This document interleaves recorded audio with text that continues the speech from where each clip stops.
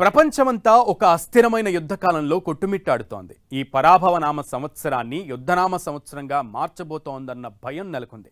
అటు America, Israel, Iran మధ్యన ఎప్పుడూ లేనంత ఉద్రిక్తతలు, యుద్ధ వాతావరణాన్ని నెలకొంది. దాడులు, ప్రతిదాడులతో ఈ యుద్ధం తీవ్ర రూపం దాల్చుతోంది. ఇటు రష్యా, యుక్రెయిన్ మధ్య 4 ఏళ్లుగా యుద్ధం కొనసాగుతూనే ఉంది. దేనికి తోడు పాకిస్తాన్, ఆఫ్ఘనిస్తాన్ మధ్య వార్, తైవాన్ విషయంలో చైనా, తైవాన్కు ఏం జరిగినా అండగా ఉంటామని కాలుదువ్వుతున్న జపాన్, ఇలా తూర్పు ఆసియాలోనూ యుద్ధ వాతావరణమే ఉంది. అలాగే నార్త్ కొరియా, సౌత్ కొరియా మధ్య ఎప్పటినుంచో ఉన్న వైరం ఈ యుద్ధ కాలంలో మరింత పెరిగింది. సౌత్ కొరియాపై ఏ క్షణమైనా అణ్వాయుధాలు, మిసైళ్లతో విరుచుకుపడేందుకు సిద్ధమవుతున్నట్లుగా నార్త్ కొరియా అధినేత కిమ్ రోజుకో మిసైల్ టెస్ట్ చేస్తూ ఉడికిస్తున్నాడు. ఇవన్నీ చూస్తుంటే ఈ పరాభవనామ సంవత్సరం యుద్ధనామ సంవత్సరంగా మారిందన్నది మాత్రం స్పష్టమవుతోంది. ప్రపంచాన్ని కుదిపేస్తున్న వరుస యుద్ధాలు, ఆర్థిక విధ్వంసం తప్పదా? ఇది యుద్ధనామ సంవత్సరమేనా? ప్రస్తుతం ప్రపంచవ్యాప్తంగా యుద్ధమేఘాలే కమ్ముకున్నాయి. మిడిల్ ఈస్ట్ టెన్షన్స్ వల్ల ఇతర దేశాల మధ్య యుద్ధ ఉద్రిక్తతల కారణంగా ప్రపంచ ఆర్థిక వ్యవస్థ మొత్తం కుదేలవుతోంది. ఇజ్రాయెల్ పాలస్తీనా యుద్ధంతో గాజా సర్వనాశనమైపోయింది. 2 ఏళ్ల పాటు నిర్విరామంగా సాగిన ఈ వార్లో వేలాది మంది ఇజ్రాయెల్, పాలస్తీనియన్ల సైన్యం మృత్యువాత పడ్డారు. ఇప్పుడిది మరో దశలోకి మారి ఇరాన్, ఇజ్రాయెల్ యుద్ధంగా రూపాంతరం చెందింది. ఆపరేషన్ ఎపిక్ ఫ్యూరీ పేరుతో ఈ ఏడాది ఫిబ్రవరి 28న మొదలై అత్యంత భీకర రూపం దాల్చింది. ఇరాన్ అగ్రనేత Ali Khamenei, IRGC general secretary Ali Larijani, Iran intelligence minister Ismail Khatib, ఇలా అగ్రనేతలను అమెరికా, ఇజ్రాయెల్ ఎలిమినేట్ చేస్తుండటంతో ఇరాన్ ప్రతీకార దాడులతో రెచ్చిపోతోంది. అటు హర్మూజ్ జలసంధిని మూసేయడంతో భారత్ సహా ఆసియా దేశాలకు చమురు కష్టాలు తప్పడం లేదు.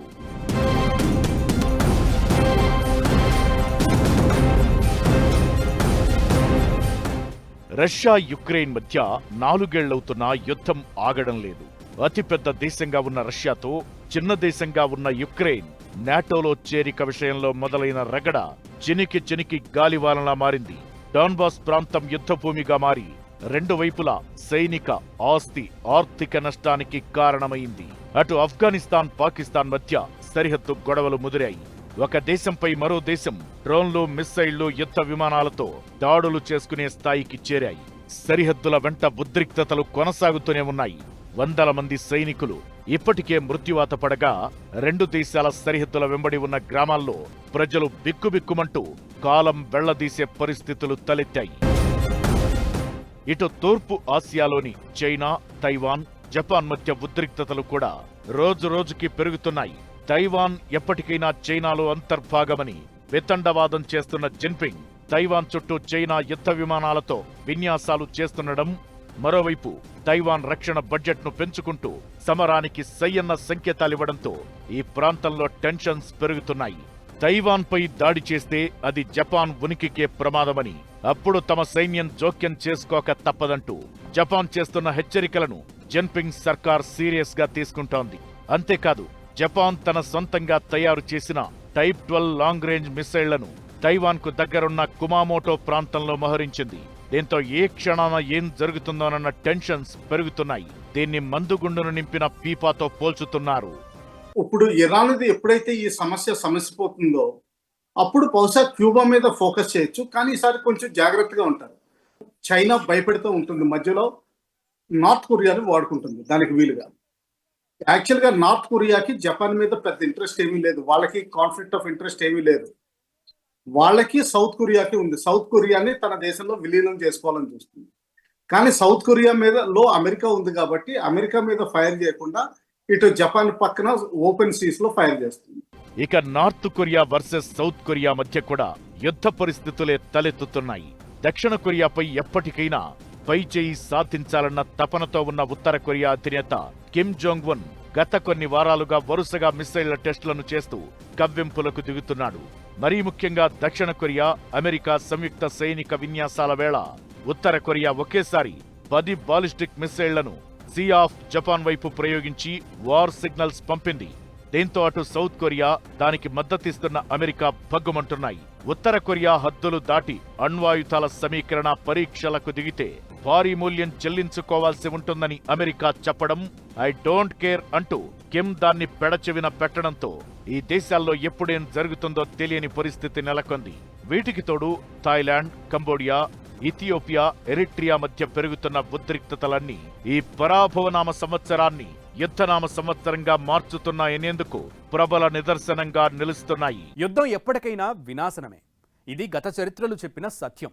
కానీ అగ్రరాజ్యాల ఆధిపత్య ధోరణి, వ్యాపార కాంక్ష, ఆక్రమిత విధానాలు ప్రపంచవ్యాప్తంగా యుద్ధాలకు మూల కారణమవుతున్నాయి. దీని ప్రభావం అన్ని దేశాలపైన పడుతోంది. ఇది కేవలం 2 దేశాల మధ్య ప్రాణ నష్టాన్నే కాదు, ప్రపంచ ఆర్థిక వ్యవస్థ పునాదులను కదిలిస్తోంది. చివరకు ప్రపంచ వినాశనానికి దారి తీయనుందన్న సంకేతాల్ని పంపుతోంది. యుద్ధాలతో ఆర్థిక విధ్వంసం తప్పదా? కదులుతున్న ప్రపంచ ఆర్థిక వ్యవస్థ పునాదులు. ఇది చివరకు ప్రపంచ వినాశనానికే దారి తీయనుందా? మిడిల్ ఈస్ట్ యుద్ధంతో ఏర్పడిన చమురు సెగ అన్ని దేశాలపైన పడుతోంది. హర్మూజ్ జలసంధి మూసివేతతో అంతర్జాతీయ మార్కెట్లో ముడి చమురు ధర ఒక్కసారిగా బ్యారెల్కు 90 నుంచి $120 వరకు వెళుతోంది. ఇది రవాణా ఖర్చులను పెంచి ద్రవ్యోల్బణానికి దారి తీస్తోంది. ఎరువులు, సెమీ కండక్టర్ చిప్స్, ఆహార ధాన్యాల సరఫరా చైన్ దెబ్బతినడంతో ఆ ప్రభావం దిగుమతి చేసుకుంటున్న దేశాలపై పడుతోంది.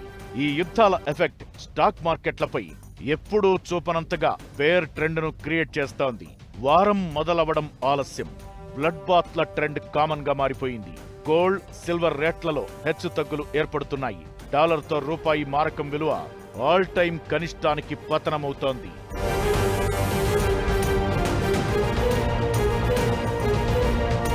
గత 2 దశాబ్దాల్లో ఎన్నడూ లేని విధంగా ఒకే సమయంలో పలు దేశాలు ప్రత్యక్ష యుద్ధంలో పాల్గొంటున్నాయి. అగ్రరాజ్యాల ప్రమేయంతో మార్కెట్ల పతనం కంటిన్యూ అవుతోంది. అమెరికా, ఇజ్రాయెల్ ఒకవైపు, ఇరాన్, రష్యా, చైనా వంటి దేశాలు మరోవైపు ఉండటంతో ఇది 3వ ప్రపంచ యుద్ధం వైపు వెళుతుందా అన్న భయాందోళనలు నెలకొంటున్నాయి. ఐక్యరాజ్యసమితి అంచనా ప్రకారం ఈ ఏడాదిలో ప్రపంచ ఆర్థిక వృద్ధి రేటు 2.7% పడిపోయే ఛాన్స్ ఉందని, ప్రపంచవ్యాప్తంగా ఆకలి కేకలు రికార్డు స్థాయికి చేరి భయంకరమైన ఆర్థిక ఆహార సంక్షోభాలు తలెత్తే అవకాశముందని అంచనా వేసింది. ఈ యుద్ధాలు దీర్ఘకాలం కొనసాగితే ఆర్థిక మాంద్యం తప్పదని నిపుణులు హెచ్చరిస్తున్నారు. శాంతి చర్చల కోసం కొన్ని దేశాలు ప్రయత్నాలు చేస్తున్నా అవి ఇప్పట్లో సఫలమయ్యే సూచనలు కనబడటం లేదు. అభివృద్ధి చెందిన దేశాల మాట ఎలా ఉన్నా భారత్ లాంటి అభివృద్ధి చెందుతున్న దేశాలపై యుద్ధాల ప్రభావం బాగా పడుతోంది. పెట్రోల్ ధరల పెరుగుదల, రూపాయి మారకం విలువ పడిపోవడం ఇలాంటివి సామాన్యుల బడ్జెట్ రూపంలో కనిపిస్తోంది.